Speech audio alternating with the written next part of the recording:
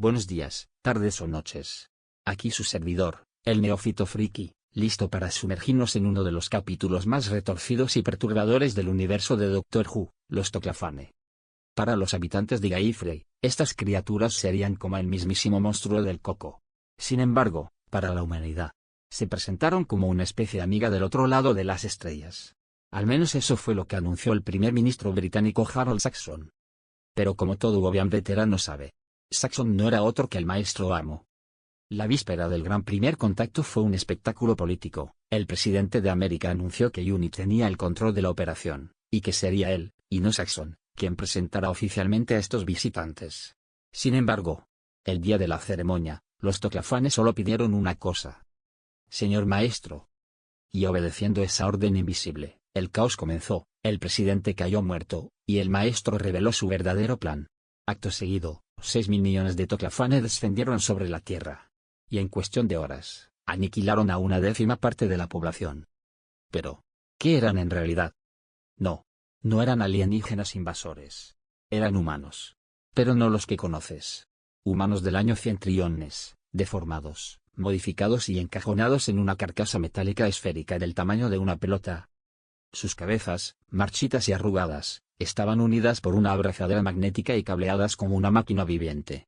Formaban una mente colmena, sin compasión, sin moral, sin temor. Y lo peor, con una personalidad infantil y cruel. Mataban a sus propios ancestros. No por odio, ni por venganza. Sino porque, en sus palabras, es divertido.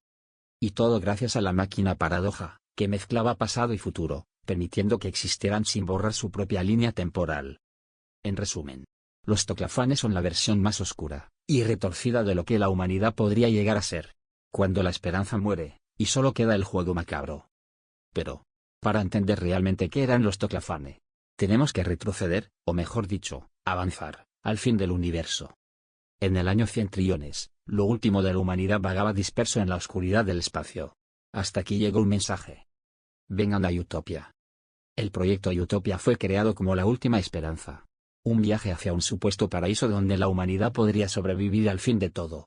Hombres, mujeres, niños. Todos creyeron que habían encontrado la salvación. Pero al llegar, solo hallaron un mundo helado, muerto, sin luz. Un cementerio cósmico. No había paraíso, no había futuro. Y ahí, en la desesperación, la humanidad hizo lo impensable.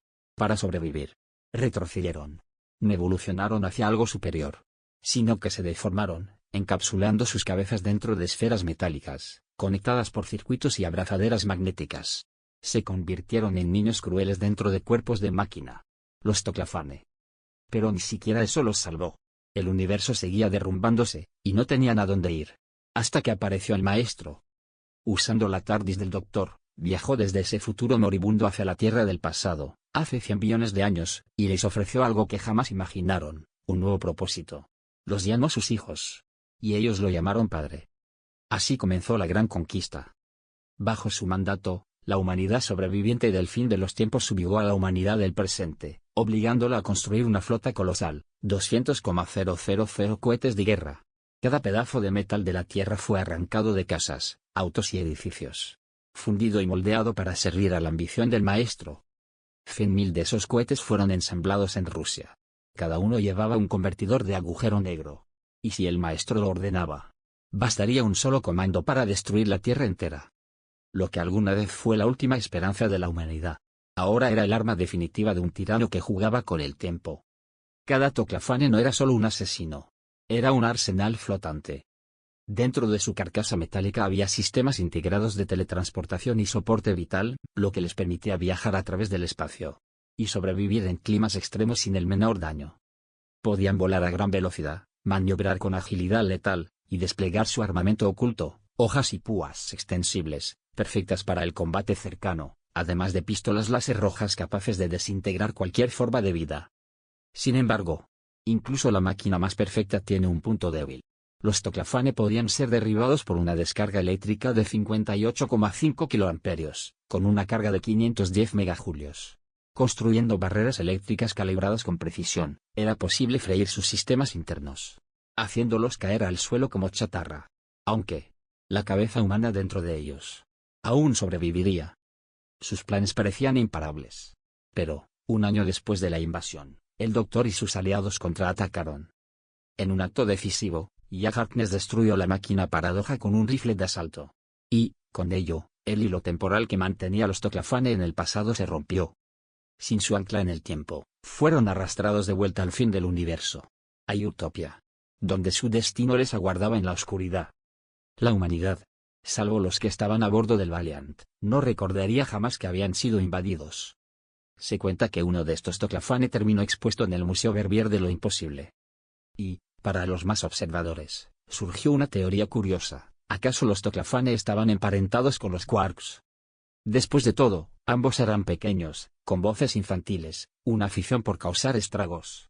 Y, si se mira bien, la cabeza de un Quark no es tan distinta al diseño esférico de un Toclafane. Sea o no cierto, una cosa queda clara: los Toclafane son un espejo distorsionado de lo que podríamos llegar a ser. Cuando la esperanza muere, y la infancia se convierte en un juego mortal. Y ahora, vamos a mirar detrás de la cortina. Porque los Toclafane no solo tienen una historia oscura dentro del universo Doctor Who, también tienen un origen curioso fuera de él. En 2004, Russell T. Davies tuvo la idea original del Toclafane. Incluso pensó en obligar, de buena manera, claro, a Robert Sherman a usarlos como sustituto de los Daleks en un episodio de la primera temporada que se habría llamado Ausencia de los Daleks. Esto, claro, si no se hubieran resuelto a tiempo los problemas de derechos para usar a los Daleks reales. En esa versión temprana, las esferas, llamadas Future Human, iban a ser humanos del futuro que atacaban a los señores del tiempo. Y prácticamente a toda especie sensible que encontraran. Los Nestenes, los Daleks. Todos caían. Finalmente, los señores del tiempo habrían atrapado a estas esferas en Gallifrey y, en un acto de destrucción mutua asegurada, se habrían eliminado. Dejando al noveno Doctor con una sola esfera superviviente, la famosa Metaltron. Cuando la idea se rescató para la temporada 3, el nombre original Future Human ya no se usó. Primero se probaron con Roclafane. Pero se cambió a Toclafane para evitar que alguien pensara que eran unos ragnos aficionados a la música rock. Dato extra para los más completistas. En la historia Doctor Who, Legado, los Toclafane regresan para un viaje temporal muy peculiar, atacan a los Sontaran en casi todos sus puestos de avanzada a lo largo del continuo. Incluso llegando a invadir Sontar. Todo, claro, bajo las órdenes del maestro. Y, por si te lo preguntas. Sí, había arte conceptual en el que los Toclafane desplegaban dedos metálicos desde la parte inferior de la esfera. Pero ese detalle nunca llegó a la pantalla. Todo este infierno de los Toclafane sobre la Tierra no habría sido posible sin la obra maestra del maestro, la máquina de paradojas. Un dispositivo gallifreyano, construido a partir de una TARDIS, y diseñado para hacer lo impensable, permitir paradojas temporales. Tanto el 10º Doctor como el agente del tiempo Jack Harkness podían reconocerla a simple vista.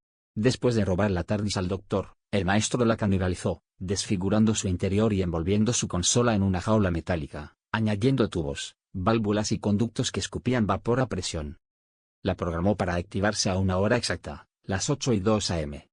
En ese instante, una grieta se abrió en el cielo sobre la Tierra. Y por ella descendieron los 6.000 millones de Toclafane. Mientras estaba activa, un ominoso resplandor rojo iluminaba el interior, y la campana del claustro sonaba sin descanso. Martha Jones la describió como la TARDIS enferma. Y no era para menos, el mismísimo tejido del tiempo estaba siendo desgarrado. El Doctor lo sabía. Si intentaba desactivarla de forma incorrecta, el sistema solar entero explotaría. Incluso siglos después, en el año 5246, las máquinas de paradojas fueron prohibidas por la Federación Galáctica. Su sola existencia era una amenaza para la estabilidad del universo. Pero en ese momento, mientras el vapor llenaba la sala de control y el maestro sonreía, la máquina de paradojas mantenía vivo el peor de los futuros. Y lo arrastraba a un presente que no debía existir.